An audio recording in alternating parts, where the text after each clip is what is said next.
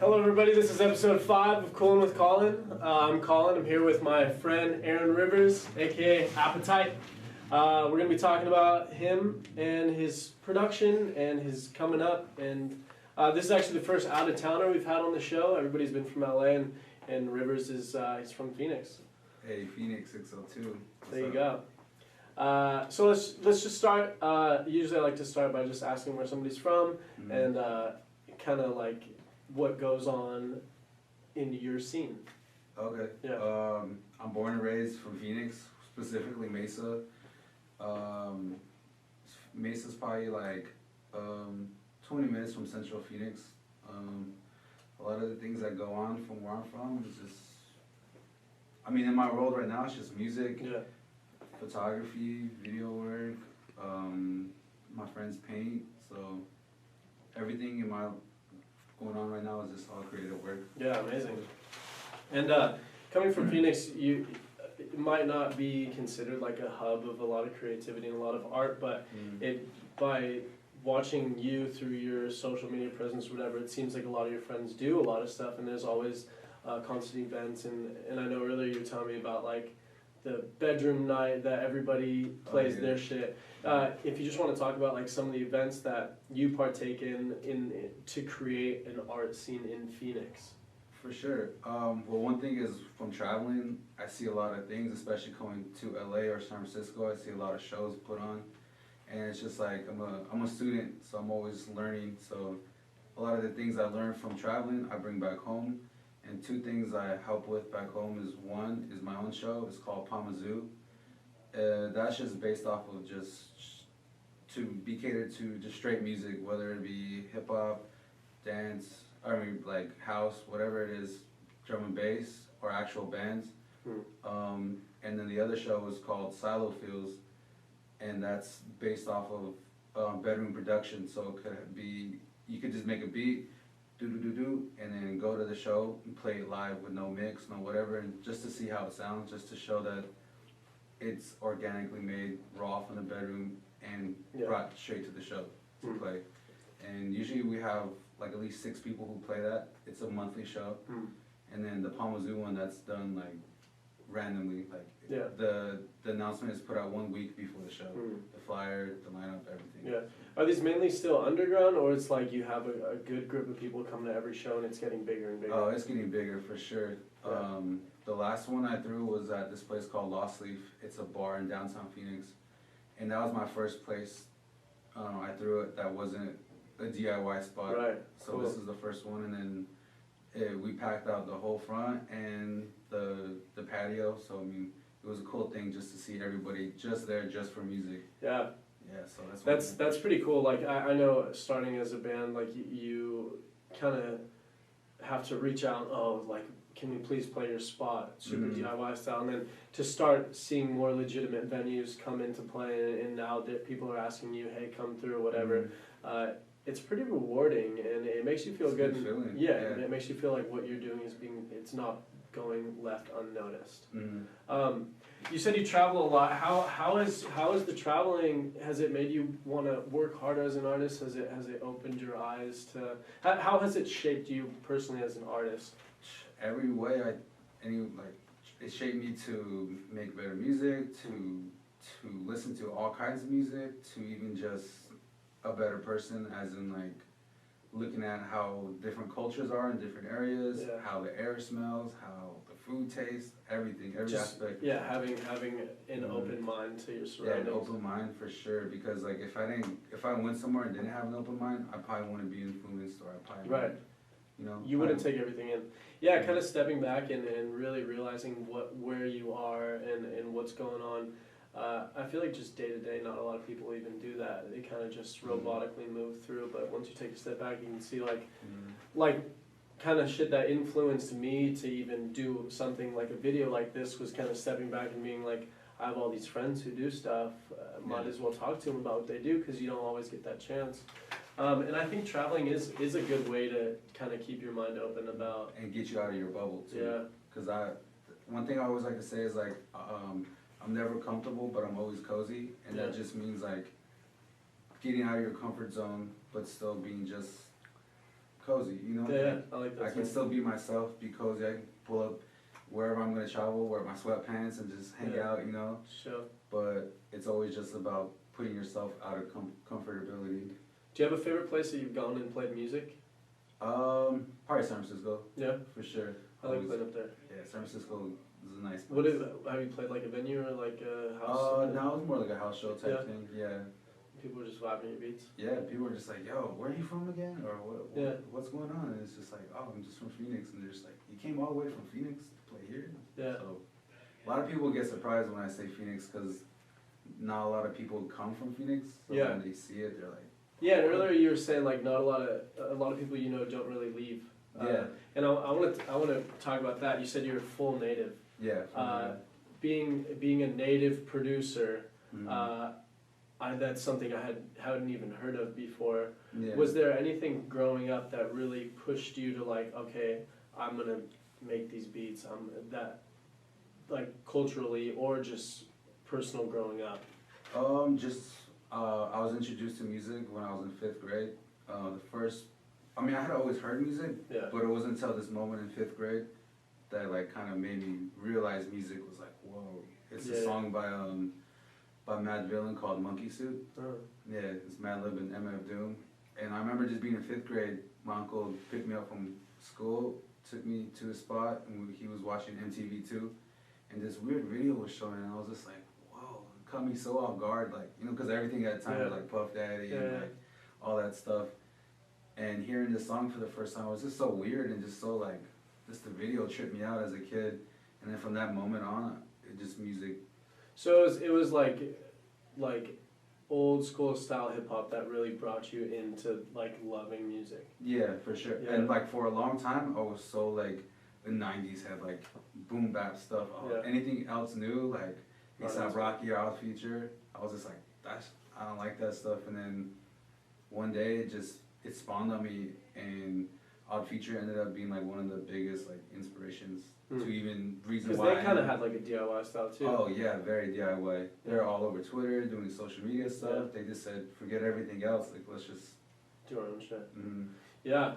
Yeah, that's cool. I know you take photos too. Yeah.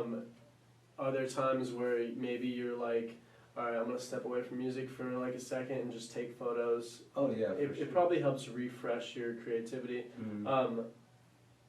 Is there anything in your creative process that's like, at this point I just have to do photos, and this point I have to make beats, or it just kind of all comes together as one? It comes in waves. Sometimes I'll just put music down for like a few weeks and then straight take photos, or I'll draw or make videos.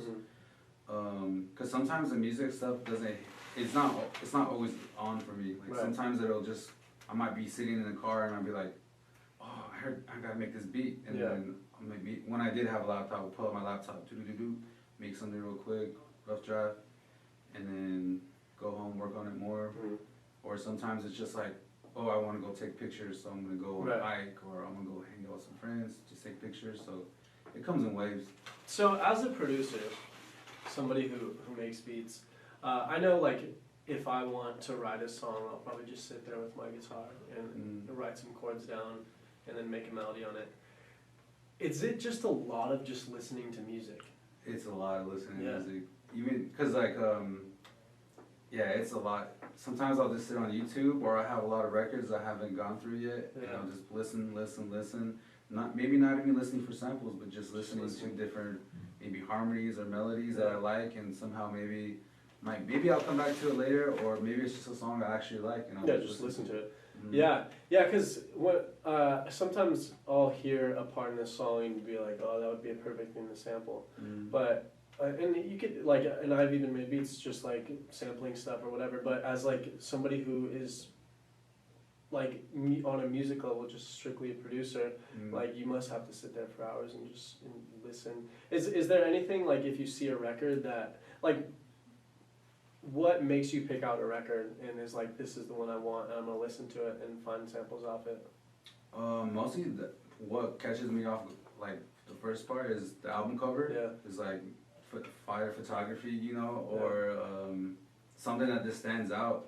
Sometimes there's a naked lady on there. Those always has good samples on there.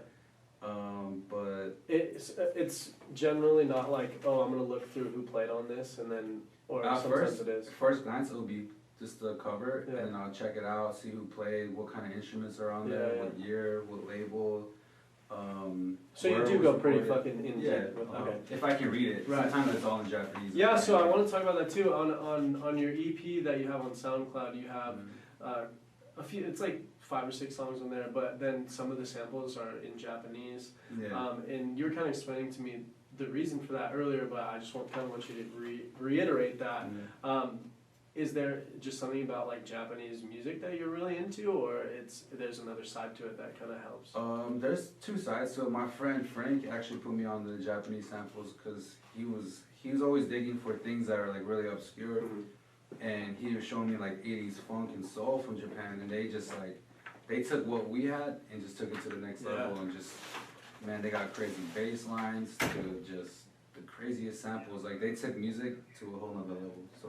That's why I go after their music, because they do something different, and I hear it, and a lot of the things they make are like crazy samples. I would love to hear some of this. Are there any artists in particular that you're like, this is one of my go-to artists to? Yeah, for sure. I don't remember off top because they got some crazy names, right. you know. But there are some. I have them in my phone somewhere. Yeah. I'll show you. I'll give you a list. Definitely. And we could also keep that top secret too. Yeah, for sure. Keep it on the. Yeah. No, that's amazing. And I think in general, listening to music from other cultures other cultures don't see it the same way as us, because in our American pop, hip hop, rock, whatever coming up, there's like a certain way to do shit. But in other countries, it's like a lot of those rules are kind of tossed out the window, and they have music that has been around for a lot of years before we even started making music, so it's like has different aspects. But finding samples through stuff like that has got to be pretty, like, just even pretty fun to do. Yeah, so sometimes we'll go to the record store and we're there for like 6 hours just looking through records, and some people are just like, why are you at the record store for 6 hours? Like, you just go in, go out, get what you need. Like, no, we're looking, like, we're listening to each thing, looking for what we want. We don't like it, boom, toss it, get what we like. Do you ever collaborate with other producers? Yeah, a lot. For sure. My friend Moretta, Tree Talking, whoever's at the house with the homies, like we'll all pull up. Maybe someone. It's different every day. Yeah, and would you have like, okay, I have this chord progression that I found. Do you want to put drums over it, or like, oh. Yeah, probably something like that, right? Yeah, sometimes someone will just bring a record, like, hey, I found something on here, let's throw it, sample it, chop it up or something. Yeah. Or homies like, yo, I'll bring my bass through and we can just throw bass lines over everything. Or I got a synth that we can use, or I got some textures on my phone. Sounds pretty just organic. Like, it just comes together and then everybody's like, all right, let's throw in on this and let's figure it out. Yeah. Let's get into this pad you have right here, because if you're not familiar with it, then you probably wouldn't know much about it. But it's the SP404 SX sample pad. Yeah. This is where you make a majority of your stuff? Yeah, for sure. I do. Some of it is made from here, and some of it's made on Ableton. So it's a big mixture. But this is probably the brains of everything. Yeah, and it's a pretty like it's your standard thing that a lot of like people make beats like you use. Mm-hmm. Yeah. Yeah, and I think there's like a cool vintage sound to it, even. Oh man, it has its own sound. Yeah, super. It definitely does. I want to have you just play some songs and just kind of kick back and listen and play a couple songs and unless there was anything else you really wanted to get out there, I think we got a good solid knowledge. Yeah, I guess one thing too is just to tell people, like, just do it. You know, say if you like music, you like photography, like, just keep going at it, and soon enough it'll just speedball, or what is it called, like avalanche or something. Yeah, like avalanche. that. It'll just kind of like snowball. That's what snowball. It'll just snowball, and finally you'll find yourself doing it full time, if you really love it. You know. Yeah. So. Yeah, I think a lot of people are hesitant to literally just start. Yeah. And as long as you start and you really believe in what you're doing, like, I don't see why it couldn't become a career. And it could just even start from just taking one photo a day, Yeah. or it could just maybe just making a simple pattern a day, or maybe once a week. As long as you start Yeah, and continue and make progression, you'll get there. So start today. start now. Yeah, let's start this. Let's get into this shit.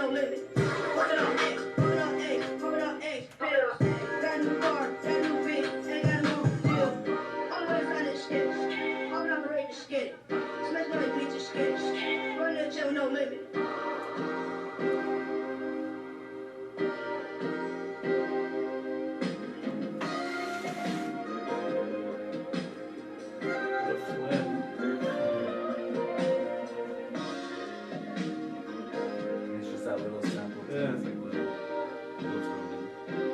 Let's get one more in here.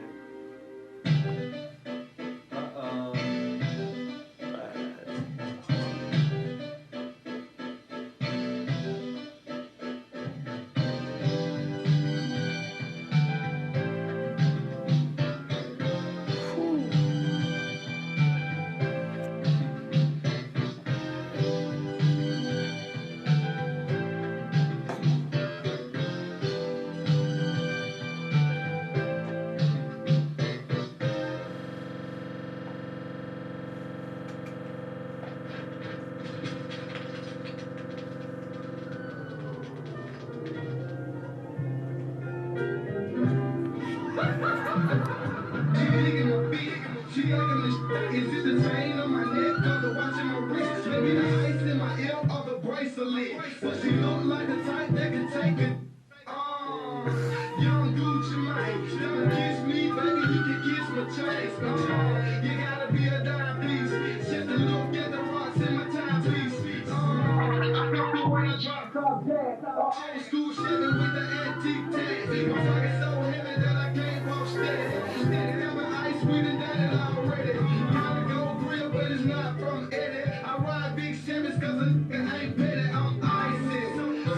Snowed up, little kids wanna be like Gucci when they grow up. Me, Jeezy, and Boo, we ain't in this, so gon' do what you do, cause we icy, so icy, icy, so icy. All these girls.